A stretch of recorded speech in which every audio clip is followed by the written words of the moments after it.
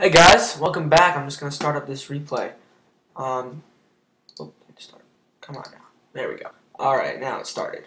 So, this is a game between NexSkit and Olive. So I'm not really sure what clans these guys belong to. I do know this is from the GSL, and I also know that these guys are probably very good players if they're in the GSL. But I don't know really much about them other than that.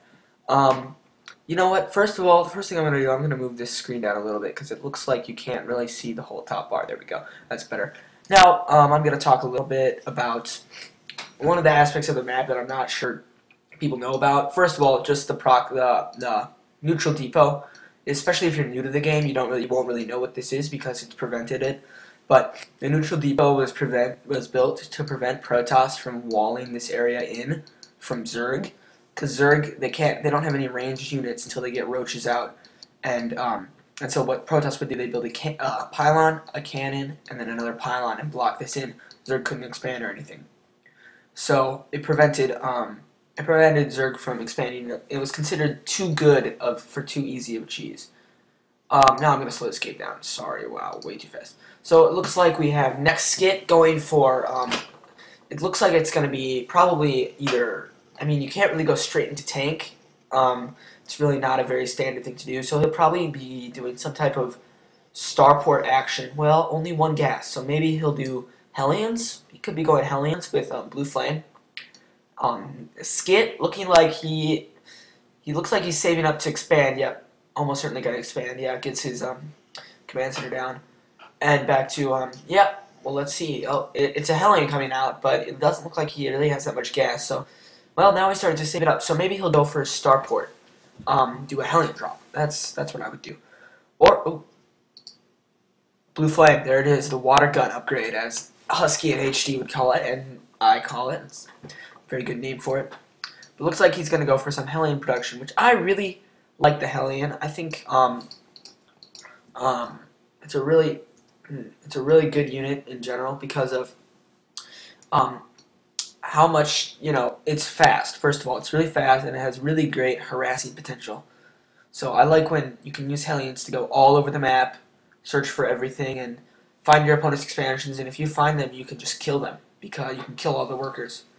Which in some ways is actually better than just killing the base off, like with a Marine, because if you get hellions, kill all the workers, that's all that stuff they have to remake, that's all that APM they have to spend remaking that.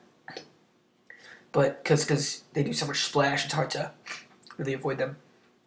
Looks like he has a bunker up. I'm going to open up the production tab to see where everything is coming. Production. Sorry, I don't really know the hotkeys yet.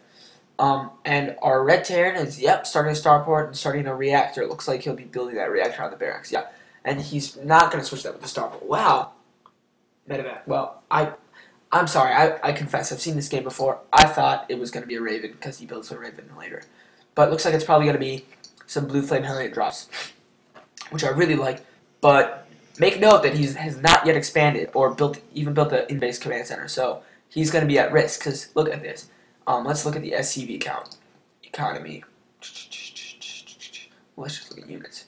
26 to 25. He's ahead by 1, which is strange, because he should be muling soon unless he's going to scan, but I guess he's just sleeping in his macro a bit, but he should be muling soon.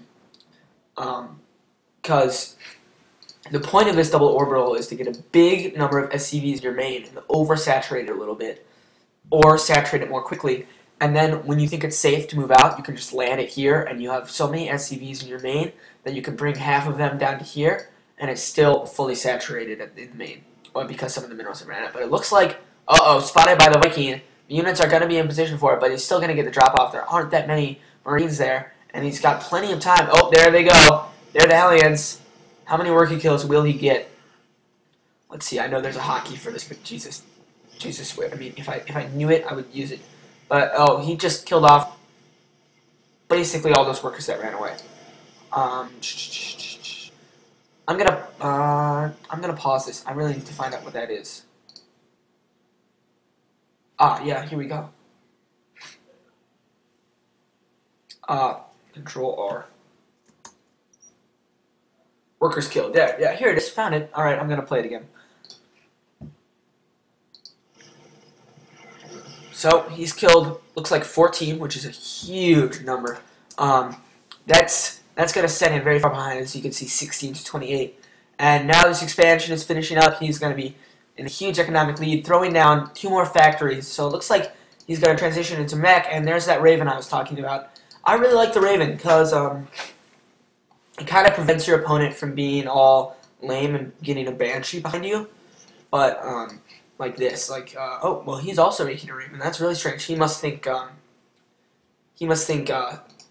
Skid is going to go for Banshee. Well, she is, but he's not getting cloak. Doesn't look like he's getting cloak. But here come the Hellions again, and this command center is not going to want to land here. And Hellions, you know, the thing is, what's really nice about them is that even though they can't really fight very well against things like roaches or things like Vikings or Marauders, anything with armor, they're actually still decent against them because of how they can kite and how they cost so little money, and they have splash. They cost 100 minerals, no gas. That is, they cost only 100 minerals. So it's like you come to this point where you can have so many Hellions, more than your opponent does, and you can just kill him because of how many you have. It doesn't have to be a perfect matchup for you. So it looks like it's going to be mech tanks. I see tank production. I wouldn't be surprised if NexSkit threw down an armory. I think that's what I would want to do, and try to get a couple of Thors out, because Thors will really punch through Hellions and Vikings, and they can also shoot up and kill the Vikings if they go in the air. And those Vikings, or Hellions getting bold, tried to snipe that Viking. Interesting idea. I like it a lot, actually, because Hellions, it's like they're free. It's like they're free once you have a couple of bases up. It's like they're free because of they're just minerals, right? And once you have a bunch of mules going down, it's just like they're free units. So sniping a Hellion is 75 gas for however many minerals you lose. That's a good deal any day. So it looks like he's going to continue. Looks like tanks are coming down. No siege mode, interestingly. I noticed he didn't get siege mode, but it looks like his opponent is not really going bio, so it's really not going to be that important that he has siege mode. So here come the Hellions getting ready to attack. And the tanks, I think, will be enough to fend this off. And here comes some Hellions for the run by. High-fiving, picking off one, and they're going to run straight into the main. This is not good. We're going to open up this tab again that I just memorized the hotkey for. Control R, by the way. This battle is looking pretty close, but it doesn't look like he's going to win. The presence of those 3 tanks is really just going to win the game for him. And here come the Hellions. 25 workers killed. That number has increased by 12 now. Yeah, I just took my math exam today. 2 mules going down, but this is really too late. This is probably going to be GG any second now, especially now that this third is morphine. It's like, you know, this guy really just can't win unless he does some ridiculous... He has an army hidden off the map in this corner. But it really does not look like he's going to win. 26 workers killed to 0, and 3 bases to 2. 29 to 48 workers total. And even though he got the command center up earlier, and even look at the supply, 106 to 52. This is GG. Just now, oh, look at the Terran fleet. Isn't that intimidating? Yeah, what are you gonna do? This has always been my theory that you should do versus Protoss. Is Sky Terran. People call it Sky Terran. I really like the idea because, oh, spotting the drop. I didn't even spot that, but he knew it was coming. Wow, that was really. Jeez, that drop, well, you know, that drop really, it could have done a lot of damage. It could have really hurt, NexSkit if he had dropped it and gotten a bunch of SCB kills. But it's GG. It's 3 base, 2 base. This guy's even better tech. 2 more factories on the way.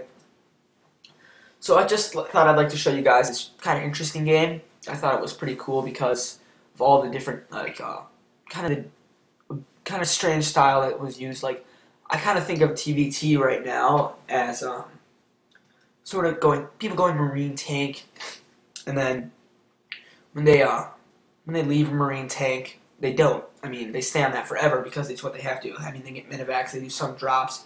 Sometimes actually, with the cool parts of TVT are when you do drops like, you know, 2 tanks. Like you got like 3 or 4 sieged up here, or you've got them sieged up here, and then you do like a big drop, like drop 2 tanks from right here with your medevacs, drop some tanks up to here, siege them up there, and then all his units are just stuck in the natural, and you can just start killing everything up here. Very cool. I like that part. But I also like all these units. Like, these tanks, oh, well, they do have siege mode now, but they didn't have it when there was just the 3 of them sitting here. When did he even get siege mode? I don't know. But now that they have siege mode, they're extra dangerous, and with the Viking support, they can see further.